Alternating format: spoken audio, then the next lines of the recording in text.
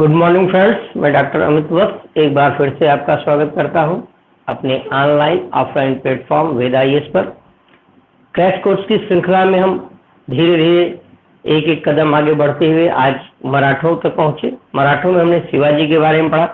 कल हम शिवाजी के राज्यारोहण के समय की चर्चा और उसके अंतिम अभियानों की चर्चा करके ही क्लास को बंद किए थे। आज वहीं से स्टार्ट करते हैं कि शिवाजी 1674 ईस्वी में अपना राज्याभिषेक जब उन्होंने करवाया तो उन्होंने दो बातें उसके ध्यान में आपकी परीक्षा दृष्टि इंपॉर्टेंट है कि 1674 ईस्वी में जब इनका राज्याभिषेक हुआ तो एक प्रश्न बार बार पूछा गया, अगर आप पेपर को सॉल्व करते होंगे तो बनारस के कवि को उन्होंने बुलाया था। बनारस के कवि थे, ये पूछा गया। बनारस के कवि गंगा भट्ट, ये नाम जो है कई बार परीक्षाओं में पूछा गया है। बनारस के गंगा भट्ट को इन्होंने बुलाया और इनसे अपना राज्याभिषेक करवाया। राज्याभिषेक के अवसर के समय ही इनकी माता जी की मृत्यु हो जाती है और इस कारण से उन्होंने पुनः अपना राज्याभिषेक करवाया और जब दूसरी बार करवाया तो उन्होंने तांत्रिक विधि से करवाया। दूसरी बार जब करवाया तो उन्होंने तांत्रिक विधि से करवाया और यहाँ जो है तांत्रिक विधि से तो निश्चलपुरी गोस्वामी को इन्होंने बुलाया था। ये दोनों नाम याद रखे, निश्चलपुरी गोस्वामी को से इन्होंने करवाया और इन्हीं के इसी समय इन्होंने अपनी दूसरी पत्नी जो हमने आपको बताया था श्वेराबाई से पुनः विवाह किया था इन्होंने। ये तीन बातें जो है इम्पोर्टेंट है इस संदर्भ में और तीनों को आपको ध्यान में रखना है और तीनों परीक्षा में आपके पूछा जा चुका है। इनको जो है एग्जाम के पॉइंट ऑफ व्यू से ये तीनों बिंदु जो है तथ्यात्मक भले हो लेकिन तीनों इंपॉर्टेंट है आपसी परीक्षा में बार बार। तो एक यही है कि इस समय एक अंग्रेज अधिकारी जो इनके राज्याभिषेक के समय था वो प्रत्यक्षदर्शी था, मतलब वो उपस्थित था वहां पे। उसका नाम भी परीक्षा में पूछा जा चुका है, हेनरी ऑक्सेडेन। ये जो है अंग्रेज अधिकारी था जो वहां पर प्रत्यक्षदर्शी के रूप में था। किस समय? इनके राज्याभिषेक के समय प्रत्यक्षदर्शी था राज्याभिषेक के समय। ये आपको ध्यान में रखना। ये चार बिंदु जो है महत्वपूर्ण है और चारों बिंदु आपकी परीक्षा में आ चुके हैं। चारों बिंदु परीक्षा में भविष्य में भी आने की संभावना है। तो ये जो चैप्टर है ये धीमी गति होने का कारण है कि यहाँ तथ्यात्मक चीजें ज्यादा है और उसके बाद जब प्रशासनिक स्ट्रक्चर को पढ़ेंगे तो और जो कॉन्सेप्ट है वो हमने आपको पहले ही बता दिया। फिर इस सब घटनाओं के बाद शिवाजी जो है जब दक्षिण की तरफ में अपने अंतिम अभियान की तरफ बढ़ते हैं तो वो पूर्वी कर्नाटक के अभियान की तरफ बढ़ते हैं और कर्नाटक का ही अभियान जो है उनके अंतिम अभियानों में शामिल है। कर्नाटक का अभियान जो है और इसी कर्नाटक के अभियान के दौरान इन्होंने जो है जो आदि गोलकुंडा का जो शासक था कुतुब शाही गोलकुंडा का जो शासक था गोलकुंडा के शासक के साथ एक समझौता किया। गोलकुंडा के शासक के साथ एक समझौता किया। समझौता क्या किया? उसने कहा कि हम और आप, मतलब गोलकुंडा का शासक और शिवाजी, ये दोनों आपस में मिल गए और उन्होंने कहा कि जो है दक्षिण में हम लोग बीजापुर पर अटैक करते हैं, बीजापुर पर, और बीजापुर के राज्य को आपस में बांट लेते हैं। और फिर इन्होंने यही समझौता किया कि यदि हमारे आपके ऊपर मुगलों का अटैक होगा तो दोनों लोग मिल करके जो है इसको जो है इसका निस्तारण करेंगे दोनों मुगलों से आक्रमण का। लेकिन ये जो बातें आप बता रहे हैं इसके पहले जब हमने चर्चा किया था तो उन्होंने गोलकुंडा के खिलाफ बीजापुर समझौता किया था। अर्थात हमने एक कॉन्सेप्ट में आपको पहले ही बताया कि शिवाजी और उनके पिताजी शाहजी, ये दोनों लोग राजनीतिक परिस्थितियों के वश में कभी मुगलों के साथ संबंध बनाते थे, कभी बीजापुर के साथ बनाते थे, कभी गोलकुंडा के साथ बनाते थे, कभी अहमदनगर के साथ बनाते थे और बार बार जैसी आवश्यकता पड़ती थी, राजनीतिक जरूरत पड़ती थी, उसी के अनुसार अपने व्यवहार को परिवर्तित करते रहते थे। इसलिए जब हमने आप कहा था कि मराठों के उदय में कई कारण जिम्मेदार है तो उसमें हिंदू और मुस्लिम या इस समस्याओं को ध्यान में न रख करके आप सब संपूर्णता में जब विचार करते हैं तो आपको यह स्पष्ट नजर आता है कि मराठों का उद्भव या शिवाजी का उद्भव एक क्षत्रप की एक सैनिक की जो है महत्वाकांक्षा और अन्य परिस्थितियों के अनुरूप होती है। जो राजनीतिक परिस्थितियां थी वो ज्यादा महत्वपूर्ण है, तो यहाँ भी राजनीतिक परिस्थितियां थी। और इसी आक्रमण के दौरान उन्होंने, कहा जाता है दक्षिण के लगभग 100 किलो को, कहा जाता है कि लगभग दक्षिण के 100 किलो को इस अभियान के दौरान उन्होंने विजिट किया। और इसी अभियान के दौरान उन्होंने जब विजिट किया तो आपको सिंहगढ़, चाकल के ऊपर ये तमाम जो पहले वापस हो गया था, आपको मालूम 23 किले वापस कर रहे थे, इन सारे किलों में एक महत्वपूर्ण किला का नाम मिलता है जिंजी का किला। और जब तक शिवाजी को पढ़े और जिंजी की चर्चा ना हो तो समझ लीजिए कि शिवाजी का अध्ययन अधूरा है। तो जिंजी का जो किला था इसी अभियान के दौरान जिंजी के किले तक पहुंचे। और जिंजी के किले के बारे में कहा जाता था कि यहाँ अबिसिनियाई देश है, वहां के जो लोग हैं अबिसिनियाई सिंधी रहते थे, अबिसिनियाई सिंधी रहते थे। और इनसे जो है शिवाजी का क्या था, मतभेद था, ये ध्यान में रखिएगा, मतभेद था या वैर था या शत्रुता थी, दोनों जो भी आपको समझ में आए, मतभेदता थी। और ये जो है देखिए अबिसिनियाई है, विदेशी है, सिंधी है, ये ज्यादातर समुद्र के जो किनारा था, समुद्र का किनारा था, कर्नाटक महाराष्ट्र का समुद्री किनारा, उसी तरह पर ये लोग रहे, तो ये समुद्री किनारे पर थे। तो अर्थात ये नौसेना मजबूत थी इनकी। आपको मालूम है ये जो पीरियड आप देख रहे हैं 1674 से, ये वाला पीरियड हमने आपको यूरोपीय कंपनियों का आगमन बताया था।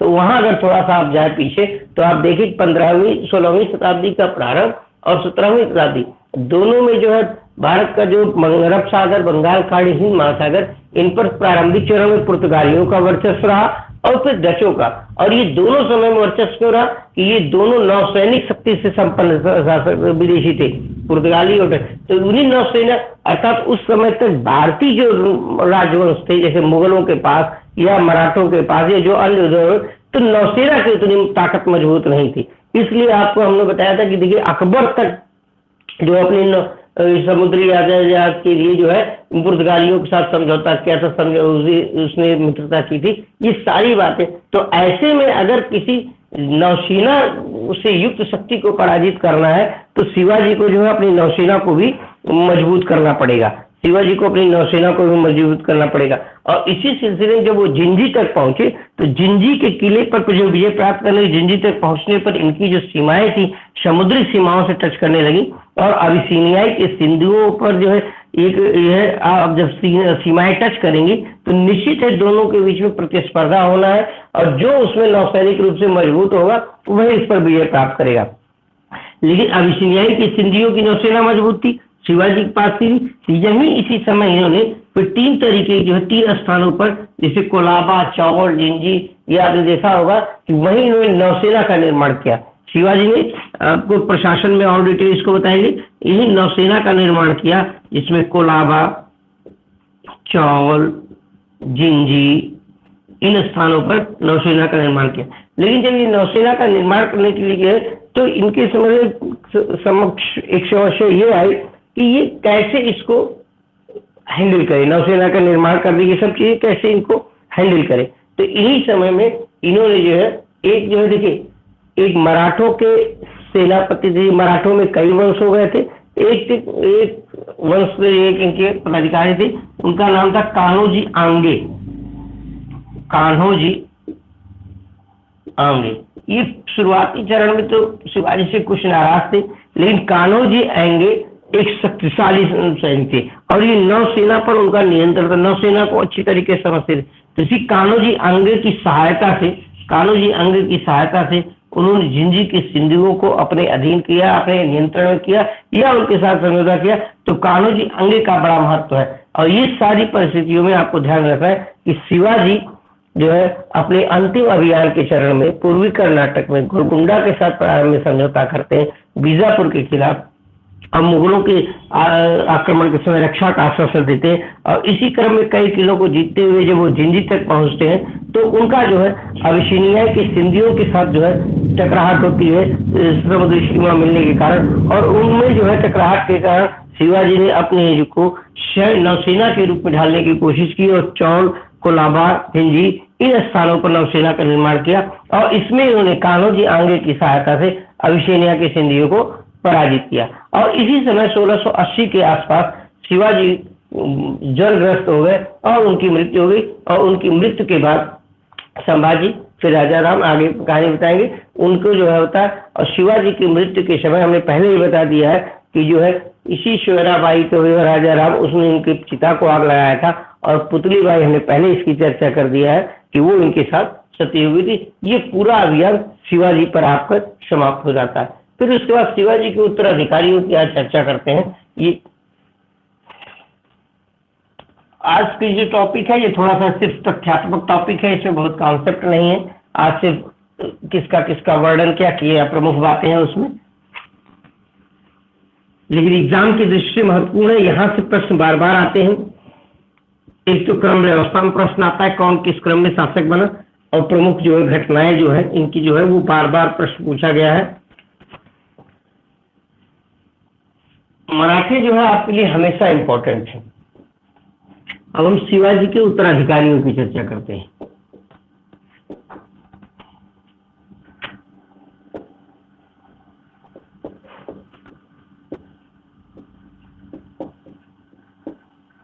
जब शिवाजी के उत्तराधिकारी की चर्चा करते हैं तो सबसे पहले हम संभाजी की तरफ जाते हैं। संभाजी, फिर संभाजी के बाद हम राजा राम के बाद हम ताराबाई के बाद फिर साहू, वो उस तरीके के आगे बढ़े। तो संभाजी की जब बात करते हैं, संभाजी देखिए 1680 से 1689 तक ये रहे संभाजी।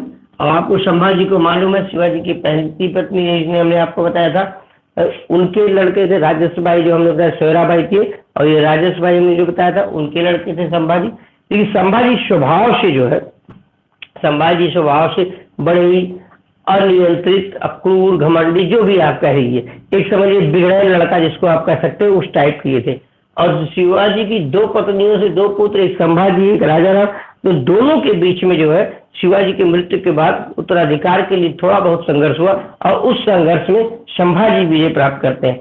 और शिवाजी के बारे में हमने बताया कि घमंडी लड़का, बिगड़ैल लड़का, इस टाइप का था, और थोड़ा बहुत भोग विलास में रहते थे। तो शिवाजी की मृत्यु जब हुई तो इनको जो है, इन्होंने शिवाजी की मृत्यु जो हुई थी, इनको शिवाजी और औरंगजेब के अभियानों के दौरान इनको एक जगह पर कैद किया गया था। पन्हाला नामक किला था, वो पन्हाला के किले में ये कैद थे। कौन? ये संभाजी। लेकिन औरंगजेब का जो एक पुत्र था, हमने आपको इसकी भी चर्चा की थी। शिवाजी कहाँ, संभाजी कहाँ कैद थे? पन्हाला के दुर्ग में ये कैद थे जब उनकी मृत्यु हुई। लेकिन जिसे दो कैद क्यों थे? कैद इसलिए थे कि ये औरंगजेब का जो पुत्र था, औरंगजेब का पुत्र जो था, औरंगजेब का पुत्र कौन? अकबर द्वितीय, अकबर द्वितीय जिसको कहते हैं अकबर द्वितीय, इसने जो है अकबर द्वितीय के विद्रोह, अकबर द्वितीय जब विद्रोह किया तो इस विद्रोह को इन्होंने समर्थन दिया था। किसने? संभाजी ने। और समर्थन देने के कारण, विद्रोह को समर्थन किसने दिया? संभाजी। औरंगजेब ने जो है इसको जो है दंडित करने का निर्णय लिया, और इसके बाद औरंगजेब ने बाद में इसके ऊपर आक्रमण किया। और एक स्थान मिलता है संगमेश्वर, संगमेश्वर, संगमेश्वर, और इसी संगमेश्वर नामक स्थल पर जो है इनका स्थान भी था संभाजी का, ये आवाज भी था। यही इन पर आगे चल के औरंगजेब ने इसको मृत्यु के घाट उतार दिया, इसको मार डाला, क्योंकि वही विद्रोह को उकसाने के कारण इसको जो है औरंगजेब ने मार डाला। इसलिए संभाजी के बारे में बहुत कुछ हम लोगों के बारे में इस तरीके की चीजें नहीं मिलती। लेकिन जब उसने इनको कैद किया, किसको? औरंगजेब ने इनको जब कैद किया तो इनको, इसके संभाजी के साथ संभाजी का लड़का जो आगे चल कर शाहू होंगे, शाहू भी थे, और प्लस राजस बाई, ये इनकी जो शिवाजी की जो पत्नी थी राजस बाई, ये भी इनमें थी। तो इन लोगों के साथ उसने अच्छा व्यवहार किया। और आपको मालूम है कि ये शाहू जो थे, यही शाहू बचपन इनका पूरा मुगलों के अधीन भी था। ये औरंगजेब के साथ रहते थे, मतलब महल में रहते थे मुगलों के समय। और ये पूरी इनको जो है मृत्यु के घाट उतारने के बाद शाहू को उन्होंने अपने अधीन कर लिया। और शाहू एक तरीके से आप कह लीजिए नजरबंद कैद जैसे होते हैं, तो मुगलों के अधीन रहे, वहीं उनकी शिक्षा दीक्षा सब कुछ होता रहा, लेकिन वो कैद के रूप में मुगलों के पास पड़े रहे। ये शाहू जो है संभाजी के पुत्र से, यही चल करके आगे छत्रपति साहू जी महाराज जो बनते हैं वो यही शाहू होते हैं। ठीक, इतनी बातें आपको ध्यान में रखना है। इन मराठा नायकों की जब हम चर्चा करते हैं उत्तराधिकारियों, तो आपको बस क्रम याद रखना है यहाँ पे, इससे ज्यादा संभाजी के बारे में बहुत कुछ नहीं जानने की जरूरत है, खास करके प्री की दृष्टि से या मेंस की दृष्टि से यहाँ इससे ज्यादा चीजें नहीं बनती। लेकिन संभाजी के बारे में आपको बस इतना ध्यान में रखना है कि संभाजी शिवाजी के उत्तराधिकारियों में प्रथम ऐसे थे जो उनकी मृत्यु के बाद शासक बने, लेकिन औरंगजेब के पुत्र के विद्रोह के समर्थन करने के कारण इनका औरंगजेब से टकराहट हुई और औरंगजेब ने इनकी शक्ति को कुचलने के लिए इनके ऊपर आक्रमण किया और संगमेश्वर नामक स्थान पर जो है मौत के घाट उतार दिया। और इसी के साथ इनके पुत्र शाहू जी और उनकी जो शिवाजी की जो पत्नी थी, इनको जो है अपने साथ कैद कर लिया, लेकिन व्यवहार इनके साथ अच्छा किया। और शाहू जी मुगलों के ही कैद में अपने जो है बचपन से लेकर के जवानी तक का समय उनका मुगलों के कैद में ही बीता। इतनी बातें आपको ध्यान में रखें।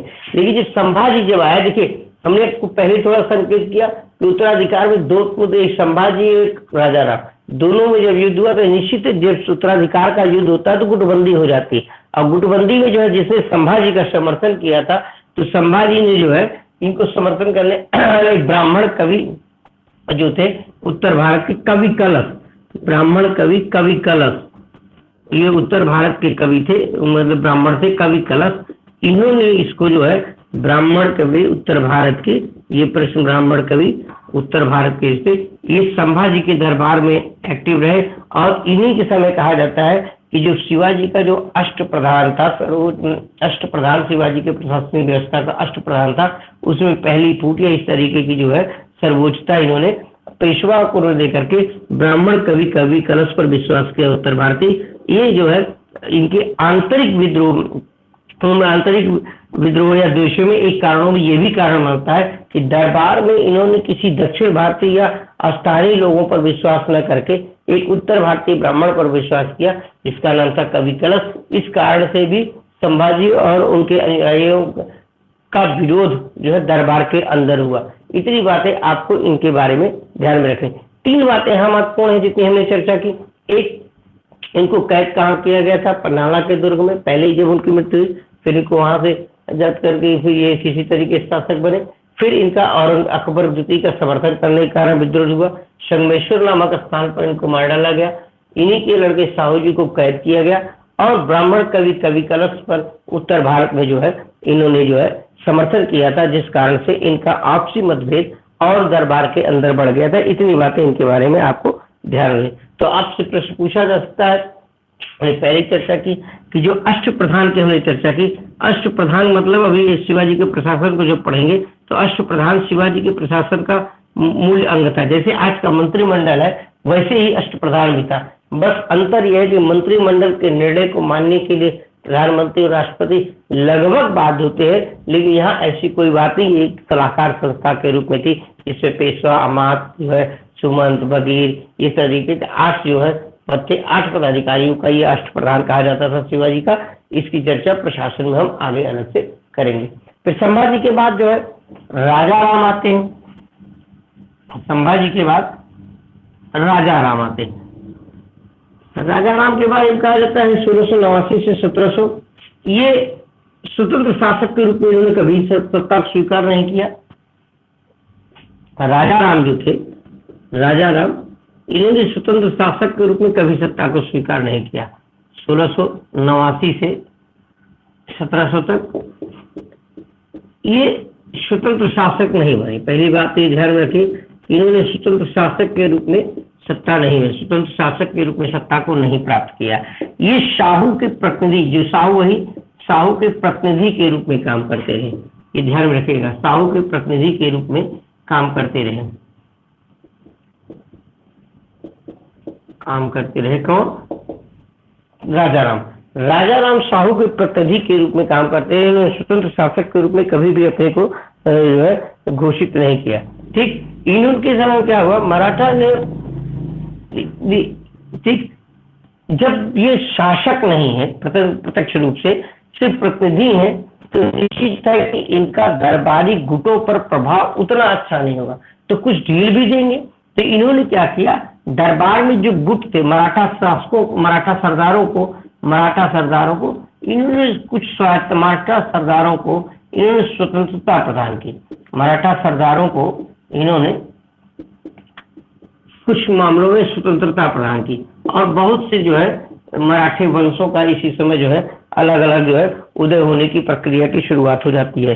ठीक, ये और ये 1690 के आसपास देखिए राजा राम ने मुगलों के, ये औरंगजेब की अंतिम अवस्था चल रही है, तो इन्होंने मराठों ने मुगलों के क्षेत्रों को जीतने की प्रक्रिया को शुरुआत किया, जिसमें मीर कासिम एक नाम मिलता है, और जो है ये जुल्फिकार खां, इन लोगों को जैसे युद्ध की शुरुआत हुई। इसके समय में कहने का तात्पर्य है कि मुगलों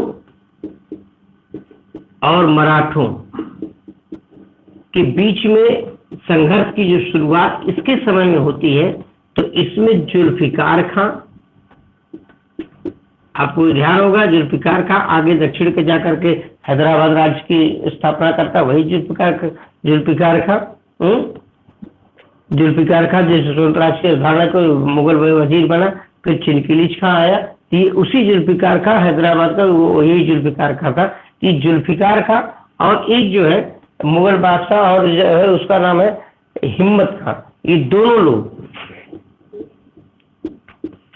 इसके समय में इनसे जो संघर्ष की शुरुआत होती है, तो हिम्मत का जुल्फिकार खां ये दोनों बार बार जो है मराठे जो है इनके क्षेत्र में आते थे, ये इनके क्षेत्र में आते थे, और कई उतार चढ़ाव के बीच में इन्होंने जिंजी के किले को जो है अपने अधीन करने की कोशिश की। किसने? जुल्फिकार खां। जिंजी के किले में ये कैद भी था, तो जिंजी के किले, लेकिन वो पूर्णतः सफल नहीं हो पाए। लेकिन अन्य स्थानों पर जैसे राजा राम अन्य स्थानों पर, जैसे जिंजी के किले को जो है उनके अधीन क्या था, वो उस जिंजी के किले में कहता है ये चीजें तो इनके अधीन नहीं, लेकिन अन्य किले जो है जैसे रायगढ़, गिरिया, पन्हाला, ऐसे छोटे छोटे किलों को इन्होंने जो है मुगलों को अपने आप आसानी से जीत लिया इन लोगों ने। राजा राम के समय में मराठा शासक जब कमजोर पड़ने लगे, तो उसमें मुगलों और मराठों के संघर्ष में जिंजी का किला तो मराठों के पास किसी तरीके से सुरक्षित रह गया, लेकिन रायगढ़, सिंघाला, पन्हाला, अन्य छोटे छोटे जो किले थे वो धीरे धीरे मुगलों के अधीन चले गए। अर्थात मुगलों ने राजा राम के समय में अपनी प्रभुसत्ता को दक्षिण में बढ़ाने का पूरा प्रयास किया, और कई हद तक ये सफल भी रहे। तो ऐसी परिस्थितियों में राजा राम क्या किया, राजा राम जो है मुगलों के डर से कहाँ पे चला गया, जिंजी चला गया, और इसी जिंजी के स्थान पर 8 वर्ष तक, जिंजी के किले में 8 वर्ष तक कहा जाता है कि ये बन रहा, कैद के रूप में यहाँ से निकला नहीं, जिंजी चला गया। फिर उसके बाद इसी जिंजी पर मुगलों का अधिकार हो जाता है, और मुगलों को अधिकार जब हो जाता है, तो फिर से राजा राम अपने को बचा करके वहां से, जब मुगलों का अधिकार 8 वर्ष बाद हो जाता है मुगलों का, तो राजा राम फिर से अपने को बचा करके कहा जाता है सतारा चला जाता है। इसीलिए कहा कि आज की जो क्लास है आपको संघर्ष में छोटे छोटे में इस तरीके से आपको बस एक कहानी के रूप में इसको समझ लीजिए कि कैसे कैसे आगे चीजें बढ़ गई, तो जो परीक्षा में आता है वो आप आसानी से सही कर ले जाएंगे, घबराने की जरूरत नहीं है। कि जिंजी के किले में कौन कैद था, राजा राम, और जिंजी के किले में फिर बाद में राजा राम जिंजी पर 8 वर्ष तक रहा। फिर उसके बाद जब जिंजी पर मुगलों का अधिकार हो गया, तो उन्होंने जो है धीरे धीरे अपने को सतारा हस्तांतरित कर दिया, और इस तरीके से मराठा शक्ति का केंद्र धीरे धीरे सतारा की तरफ बढ़ने लगा। और ये जो संघर्ष रहा, इसमें राजा राम और मुगलों के बीच में संघर्ष बार बार होते रहे, और सतारा जो है मराठों का एक नया शक्ति का केंद्र बन गया। और इसी समय जो है राजा राम जो है की मृत्यु हो जाती है। राजा राम के बाद फिर जो है उनकी पत्नी ताराबाई जो है वो शासक बन जाती है। राजा राम की मृत्यु हो जाती है, राजा राम के बाद ताराबाई शासक बन जाती है। ताराबाई बहुत इंपॉर्टेंट कैरेक्टर है मराठी राजनीति में। 1700 से 1707 तक ताराबाई के नेतृत्व में मराठों की पूरी शक्ति रहती है, 1700 से 1707 तक। ये देखिए 1707 में जब आप देखेंगे औरंगजेब की मृत्यु जो होती है, जिसकी कहानी आपको थोड़ा सा बता दें। औरंगजेब की मृत्यु के बाद औरंगजेब के 3 पितरों में जब आपस में उत्तराधिकार का झगड़ा होता है, तो मुअज्जम, आजम और राजौर जो हमने चर्चा की थी, तो उसी समय जो है आजम और मुअज्जम इन्होंने शाहू को जो है मुगलों के कैद था, जो शाहू ऑलरेडी हमने पहले बताया कि उन्हीं के साथ था, तो उनको छोड़ दिया। और उस वजह से मराठों के बीच में आपस में उत्तराधिकार का युद्ध शुरुआत हो गई।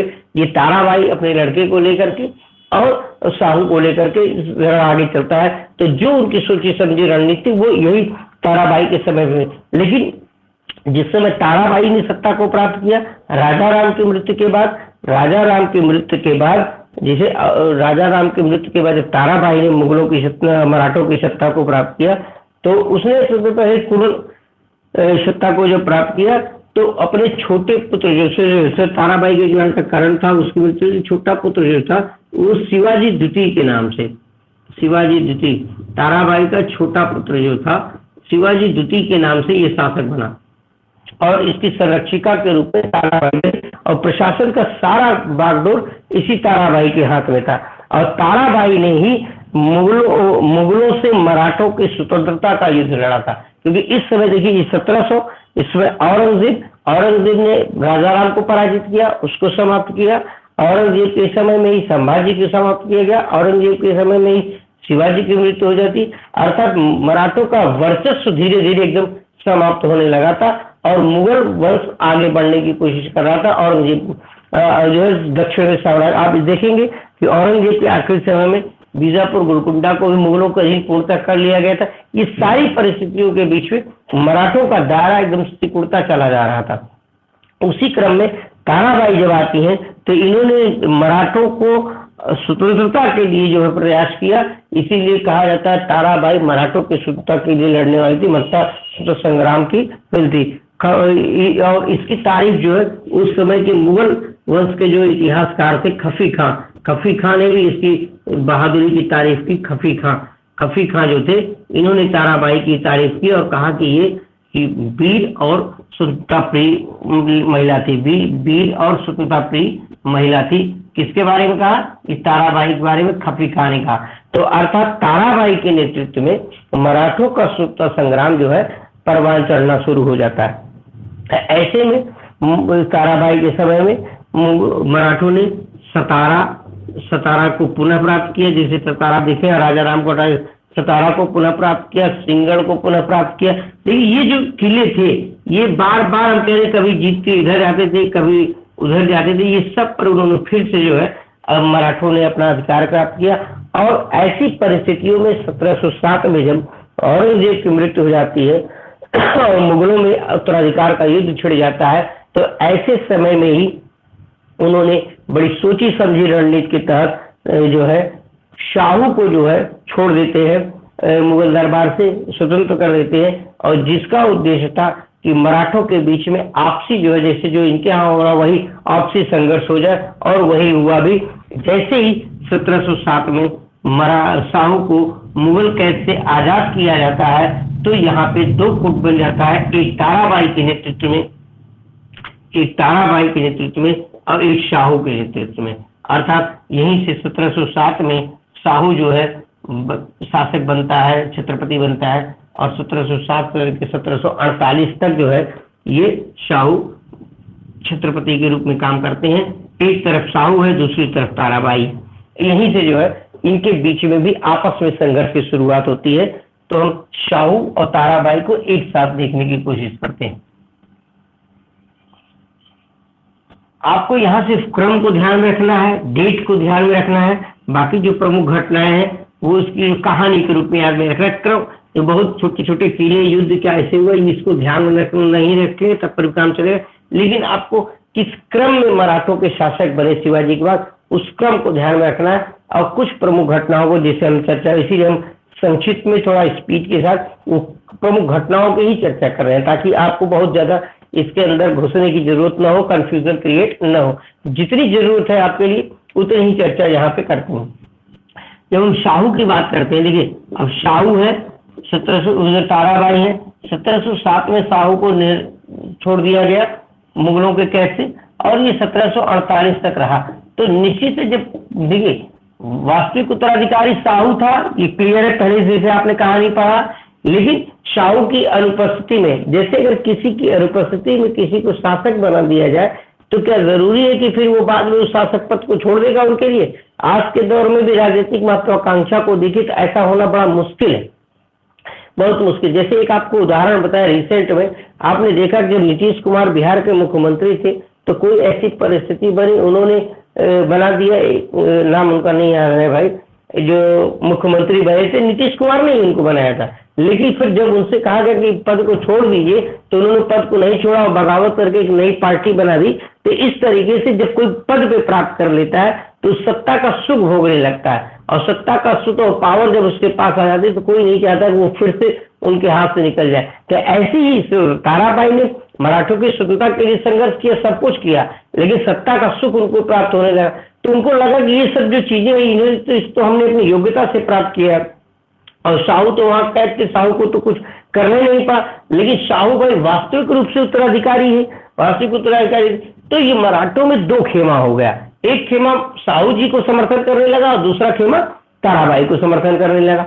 अब दोनों खेमों में जो है आपस में प्रतिद्वंद्विता शुरू हुई। ऐसे में उत्तराधिकारी, इसमें एक युद्ध हुआ खेड़ नामक स्थान पर, इन दोनों खेमों के बीच में खेड़ नामक स्थान पर, खेड़ नामक स्थान पर एक युद्ध हुआ। इससे ही सत्य को ध्यान में, खेड़ नामक स्थल पर एक युद्ध हुआ। और ये युद्ध हुआ किसके बीच में? ये युद्ध हुआ यही साहू के समर्थकों के बीच में और ताराबाई के समर्थकों के बीच में, साहू और ताराबाई के बीच में, साहू और ताराबाई के बीच में खेड़ नामक युद्ध हुआ। तो अब इसमें देखिए यहीं से एक नए कैरेक्टर की शुरुआत होती है। अभी तक जो हो रहा था कि ये शक्तिशाली मराठा छत्रपति होते थे, लेकिन अब जो है साहू और ताराबाई, इनको समर्थन कौन कर रहा है? इनको समर्थन जैसे मुगल दरबार में गुटबंदी करते वाले थे चारों, वैसे ही यहाँ भी मराठों के दो गुट अलग अलग समर्थन कर रहे थे। तो साहू को समर्थन करने वाला उस समय एक राजस्व अधिकारी से धीरे धीरे सैन्य सेवा में जाने वाले बालाजी विश्वनाथ, जिनसे पेशवा की कहानी शुरुआत होती है। बालाजी विश्वनाथ, बालाजी विश्वनाथ जिनको आप नाम जरूर जानते होंगे, बालाजी विश्वनाथ, इन्हीं से पेशवाओं का उद्भव शुरुआत होता है। तो ये बालाजी विश्वनाथ ने साहू का समर्थन किया, बालाजी विश्वनाथ ने साहू का समर्थन किया। ये बालाजी विश्वनाथ भाई जब तक साहू को आजाद नहीं किया गया था, ये भी ताराबाई के साथ थे। एक नाम मिलता है चंद्रदेव, चंद्रदेव नाम मिलता है, चंद्रसेन, वो ताराबाई के पक्ष में थे और इसी चंद्रसेन के नेतृत्व में ये बालाजी विश्वनाथ काम कर रहे थे। लेकिन चंद्रसेन की जो है वफादारी इस ताराबाई के साथ बनी रही, और लेकिन जो है किन्हीं परिस्थितियों में बालाजी विश्वनाथ की वफादारी जो है साहू के प्रति हो गई। अब देखिए यही जैसी चीजें दो चीजें हो गई। अब ये दो केंद्र बन गए सत्ता का, एक केंद्र बन गया साहू के नेतृत्व में सतारा और दूसरा केंद्र बन गया ताराबाई के नेतृत्व में कोल्हापुर।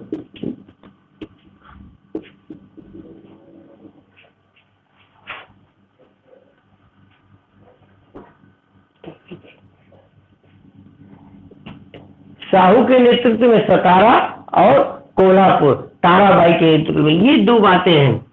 लेकिन यही हमने बताया कि जो पैतृक रूप से जैसे एक वंश में जो गुट, जैसे मुगल में 4 गुट थे, वैसे यहाँ भी दरबारियों में मराठों में 2 गुट बना। एक गुट साहू का समर्थक हो गया, दूसरा गुट ताराबाई का समर्थक हो गया। और जो साहू का समर्थक गुट था वो सतारा का समर्थक रहता। और ये अब यहाँ जो है चंद्रसेन की हमने जो बात की, ये चंद्रसेन के नेतृत्व में भी बालाजी पहले थे, लेकिन सब ताराबाई के। तो चंद्रसेन तो ताराबाई के साथ वफादार बने रहे, लेकिन बालाजी जो है ये साहू की तरफ चले गए। और इसी साहू के साथ देखेंगे आगे चल करके बालाजी विश्वनाथ को इन्होंने पेशवा घोषित किया, और पेशवाओं का उद्भव इसी बालाजी विश्वनाथ के समय में होता है। ये घटनाएं चलती रही, और फिर एक ऐसी परिस्थिति बनी कि 17 मार्च 1731 देखिए यहाँ जो है ताराबाई 1707 में जैसे ये हुआ, इनका जो इस खेड़ नामक स्थल पर जो युद्ध हुआ, इसमें ताराबाई पराजित हो गई। और ताराबाई जब पराजित हो गई तो इसमें क्या है, साहू को क्या मान लिया गया? साहू को छत्रपति मान लिया गया। साहू ही एकमात्र जो है मराठों के प्रतिनिधि छत्रपति बन गए। ताराबाई यहीं समाप्त हो जाती है, ताराबाई की कहानी यहीं से समाप्त हो जाती है।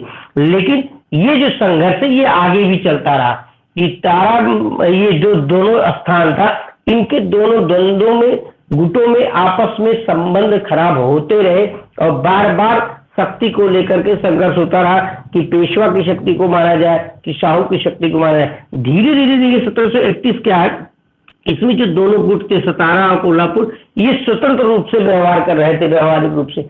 ऐसे में बालाजी विश्वनाथ के साथ एक समस्या थी कि कैसे इनकी प्रतिद्वंद्विता को समाप्त करके दोनों गुटों को एक किया जाए, सतारा और कोल्हापुर को। और इसी समय जो है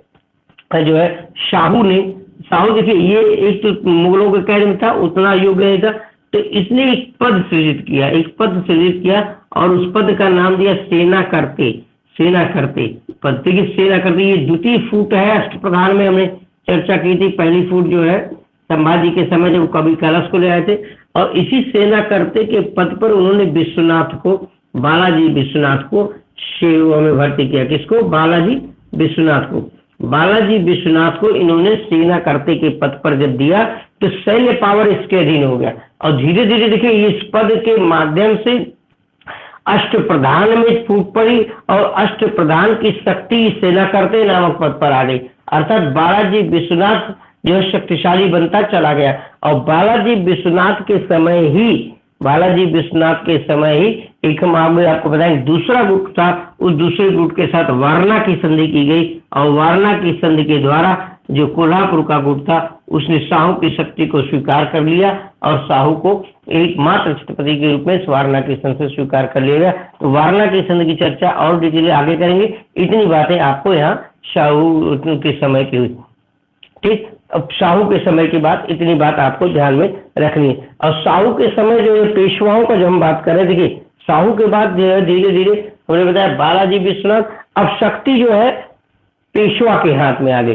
तो कहा जाता था कि साहू एकमात्र जो है प्रतीकात्मक सत्ता था। इवन यहाँ तक इतिहासकारों ने कहा कि साहू को अपने रोजमर्रा के खर्च के लिए पेंशन तरीके, जैसे मुगल बादशाह पेंशन पे था, वैसे ही साहू छत्रपति होते भी उसको डे बाय डे के खर्चों के लिए पेशवा पर निर्भर करता रहा था। तो पेशवा उनके खर्च को भी देखता था, सब कुछ करता था। अर्थात एक तरीके से समझ लीजिए, व्यवहार में अगर समझिए इसके, तो गांव आपके परिवार में अगर दादाजी पेंशनर नहीं है तो उनकी शक्ति खाली प्रतीकात्मक रहती है, और अगर है भी अगर पेंशनर और उनका लड़का मनबड़ निकल गया तो और भी होशियार निकल गई, तो दादाजी जो है उनको सिर्फ अपने सुरती बीड़ी चाय पान का खर्चा एक निर्धारित दे दिया जाता है, उससे ज्यादा उनका कोई अधिकार नहीं रहता है स्टाम्प मोहर लगाने के अलावा। वही कंडीशन साहू की बनी हुई थी। यहाँ पे साहू प्रतीकात्मक रूप से उसके पास कोई शक्ति सारी शक्तियां थी, लेकिन वास्तविक रूप से कोई शक्ति उसके पास नहीं थी। इवन आप दूसरे उदाहरण को एज ए राष्ट्रपति आप ले सकते हैं भारत में, जैसे उसके पास भी वास्तविक शक्ति बहुत कुछ नहीं है, प्रतीकात्मक शक्तियां ही है, वो भी खर्च वर्च निर्धारित है, सब कुछ उससे ज्यादा करना लड़ना, ये सब चीजें मान लीजिए आज के संदर्भ में उनके ऐशोआराम को देखने लगेगा आराम से रहे। लेकिन एक छत्रपति की जो है हैसियत अगर सिर्फ और सिर्फ बंद कमरे तक ही सीमित रह जाए, सारे डिसीजन कोई दूसरा ले, तो उसकी आप मनोदशा को समझ सकते थे। वही कंडीशन साहू की भी इस समय बनी हुई थी। अब हम पेशवाओं के उदय की चर्चा करेंगे, और पेशवाओं के उदय में देखिए दो बातें हुई। देखिए पेशवा क्या है, अगर आप शिवाजी की प्रशासन की जब हम चर्चा करेंगे तो पेशवा जो है अष्टप्रधान का प्रमुख था, और अष्टप्रधान शिवाजी के राजनीतिक शक्ति के रीढ़ थे, प्रशासन के रीढ़ थे। और जब तक शिवाजी महत्वपूर्ण रहे, केंद्रीय नेतृत्व मजबूत रहा, तब तक अष्टप्रधान अपने सुचारू रूप से काम करता रहा। लेकिन अष्टप्रधान में पेशवा के पद को कमजोर करने के लिए पहला प्रयास संभाजी ने किया जब उन्होंने कवि कलश को ले आया, एक, और दूसरा प्रयास किया इसी साहू ने जब पेशवा की शक्ति को कम करने के लिए उन्होंने पहले सेना करते नामक पद बनाया, और उस सेना करते नामक पद को बालाजी विश्वनाथ को दिया, और कहा सारी शक्तियां उसके अधीन कर दी, अपनी लगभग पूरी शक्तियां। तो सेना करते के पद पर रहता हुआ बालाजी विश्वनाथ अपने को इतना मजबूत कर लिया कि बाद में साहू जी ने सेना करते के पद को भी समाप्त कर दिया और उन्हीं को पेशवा बना दिया। तो जो ऐसा व्यक्ति था वो उसने पुनः पेशवा के पद को जो है गौरवान्वित किया, और धीरे धीरे सत्ता का केंद्र साहू या छत्रपति से हट करके पेशवा की तरफ हो जाता है। और मराठों के इतिहास का एक द्वितीय चरण की शुरुआत होती है, जिसमें छत्रपतियों का जो है नाम धीरे धीरे समाप्त होकर पेशवाओं के अधीन मराठों के उत्कर्ष को हम देखते हैं। और इन्हीं पेशवाओं के अधीन आप देखते हैं कि पेशवा बालाजी विश्वनाथ, फिर उसके बाद आपने बाजीराव प्रथम को आपने देखा, फिर बालाजी बाजीराव, फिर उसके बाद माधव नारायण राव, फिर नारायण राव, फिर माधव नारायण राव, इस तरीके से फिर आपको जो है अंतिम पेशवा जो है वो जो है बाजीराव द्वितीय के बारे में चर्चा होगी, जो बसीन की सन 1802, और फिर धीरे धीरे लॉर्ड हेस्टिंग के समय में मराठों का पराभव हो जाता है। तो पेशवाओं के समय में मराठों का उत्कर्ष जो है सर्वोच्चता पर चला जाता है। इन्होंने वहां तक की सीमा को बनाया जिसको शिवाजी भी नहीं टच कर पाए थे। कहा जाता है कि कटक से अटक तक पेशवाओं के समय के शासन हुआ। ये पेशवाओं ने ही जो उत्तर पश्चिम सीमा में अफगानिस्तान जो पानीपत का युद्ध है, पेशवाए दिल्ली तक पहुंचे इन्होंने। इसी बालाजी विश्वनाथ के समय में शुरुआत हुई दिल्ली में। आपने देखा हमने उत्तर मुगल इसीलिए कहा, पहले हमने यूरोपीय कंपनी उत्तर मुगल पढ़ाने का हमारा यही उद्देश्य था कि आप समीकरणों को आसानी से समझ लें। हमने फर्रुखशियर के समय में आपने चर्चा की थी कि मैग्ना कार्टा जो फर्रुखशियर, ये बालाजी विश्वनाथ, फर्रुखशियर का जो है जो सैयद अब्दुल्ला दो बंधु थे, हुसैन अजीज साथ समझौता, फिर ये समझौता, फिर आपने देखा मोहम्मद शाह के समय में आगे चल करके। तो पेशवाओं के इतिहास को हम देखेंगे। आज समय कम है, आज पूरा आपको थोड़ी सी भूमिका बता दी। कल जो है पेशवाओं को देखेंगे और उसके बाद समय मिला तो प्रशासन को देखेंगे। 2 दिन का कॉन्सेप्ट और इसमें आप पढ़ना, एक दिन में पेशवाओं को पढ़ना है और पेशवाओं को पढ़ते हुए 3-4 प्रमुख युद्धों की चर्चा करनी है, और जिसमें उसके बाद मराठाओं के प्रशासन से प्रश्न पूछे जाते हैं। यूपीएससी में इसी पेशवा और मराठों से प्रश्न ज्यादा पूछे जाते हैं। ठीक, आज के लिए इतना ही रहते हैं, कल फिर मिलते हैं उसी समय पे।